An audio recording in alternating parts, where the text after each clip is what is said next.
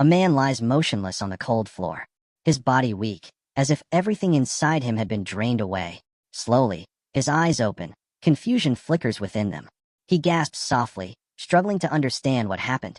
He pushes himself up, clutching his chest that still beats with life. I'm still alive? He slowly stands up, his eyes scanning the room in confusion. The place feels unfamiliar, quiet, different from anywhere he has ever known. Suddenly, a desperate scream echoes from outside, calling for help. His gaze snaps toward the window, eyes widening in shock, as he sees something happening out there. A world torn apart. A world where humanity is no longer safe. A world drowned in a deadly plague, where the dead rise again, hungry for the living.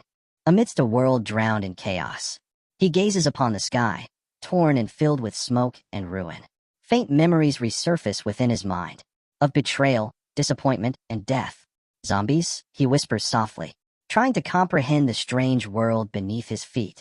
Su Bai, the god of cultivation, has been reborn. Su Bai stands silently by the window, his fingers tighten around the frame, his gaze lost in the distance.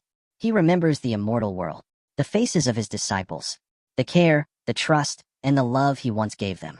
All of it ended in betrayal and blood.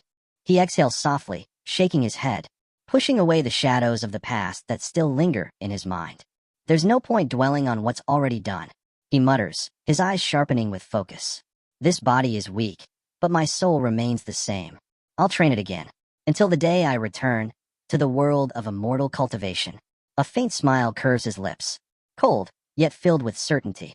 When that day comes, they'll finally understand true regret, realizing how weak his new body had become. Su Bai knew that with the memories and experience from his past life, this weakness was not a limitation, but the beginning of his return. His spiritual power might not have fully recovered, yet his soul remained that of a cultivation god, and one day, he would surpass every achievement from his previous life.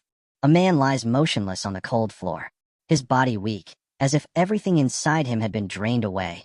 Slowly, his eyes open, confusion flickers within them. He gasps softly, struggling to understand what happened. He pushes himself up, clutching his chest that still beats with life. Su Bai reached out his hand into the air, trying to feel the flow of energy around him. But the longer he searched, the more he found nothing but emptiness. The air of this world, cold, lifeless, held no trace of spiritual power. And in that moment, he understood. It wasn't his body that had lost its strength, but this world itself, that had truly lost its spirituality. Su Bai stared out the window, his fist tightening, frustration building within. Without spiritual energy, how could he ever cultivate again? This world knows no power, no aura of heaven and earth.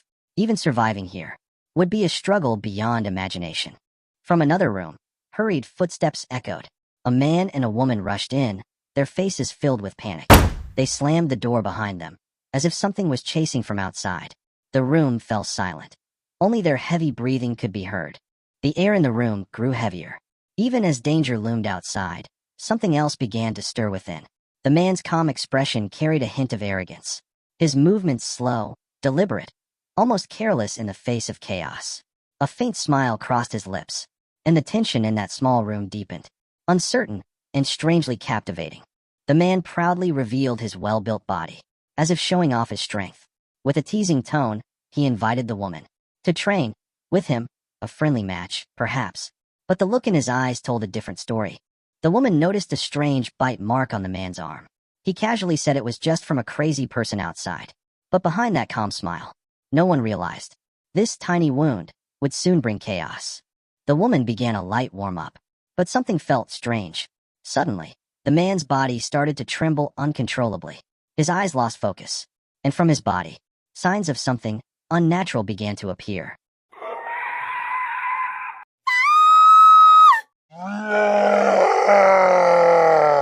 She holds on with all her strength. The man before her has lost every trace of reason, growling, lunging, consumed by a hunger beyond human. The woman kicked frantically, trying to escape from the creature that had lost its humanity. Her terrified scream echoed through the room. Su Bai heard the noise, the chaos breaking the stillness of the night. Su Bai walked calmly toward the source of the noise. From this body's memories, that woman was his girlfriend, and the man her new lover. A faint smile crossed Su Bai's lips. So even this body once suffered betrayal. It seems tragedy follows me, no matter what world I'm in. Su Bai stood in the doorway, saying nothing. Only his eyes burned with the fury of betrayal. That gaze, it belonged to the body's original owner, the one who had once been betrayed by love itself.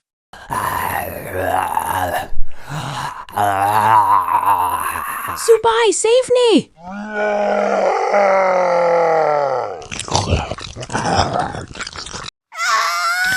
Su Bai, hurry up, save me! Su Bai, I will never let you go. Su Bai gazes out the window, witnessing a city in ruins. He exhales deeply, realizing he must find a way out, and fast. Otherwise, he might die here, before ever returning to his own world. With a swift step, Su Bai sat down cross-legged. He tried to meditate once more, seeking calmness, and the best way out of this chaotic world. With my current cultivation level, it's impossible to summon the high-grade mystic weapon that lies sealed within my sea of consciousness. Damn it. With this weak body, there's no other choice.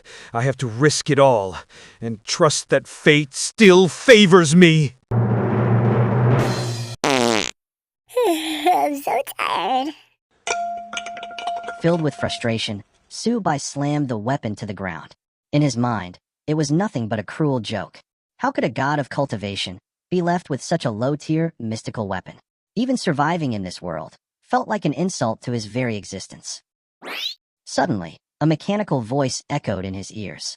A new system had been detected, one originating from the low-grade mystical weapon, 10,000 Souls Banner. Su Bai's body was now bound to this system. The system explained that at its initial stage, it could only contain 10 souls. To advance to the next level, he must hunt down a low-tier mutant. The system continued. 10,000 Souls Banner, a weapon that gathers the souls of the dead, transforming their essence into spiritual energy for its wielder. The higher the soul's level, the greater the energy obtained. But any soul that lingers beyond 5 minutes after death can no longer be collected. The wielder can command the absorbed mutants, but the number of controllable souls is limited and will increase as the weapon's power grows. Su Bai smirked, a spark of excitement in his eyes. So, it's possible to transform soul power into spiritual energy.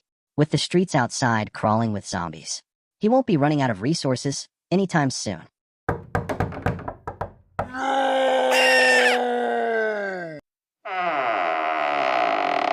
From behind the narrow gap of the door, Su Bai's gaze turned cold, a storm of rage and calmness blending in his eyes, pressing the air with his very presence.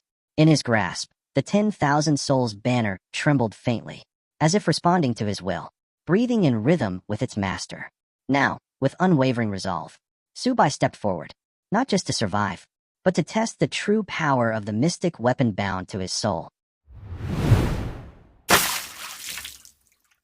The 10,000 Souls Banner trembles. Crimson energy bursts from Su Bai's hand. In one swift motion, their souls are completely devoured. 2 traitors, now reduced to mere fuel for the return of a god. After a brief, yet brutal battle, Su Bai stood tall, gripping his weapon once more. Before him, the 2 zombies lay still, showing no signs of resistance. Su Bai gazed at the lifeless bodies. Seizing the moment, he raised his hand. The 10,000 Souls Banner trembled, rising to devour the lingering auras of the dead. With this power, I'll surpass everything I once was. My dear disciples, wait for me in that realm. I will come for all of you.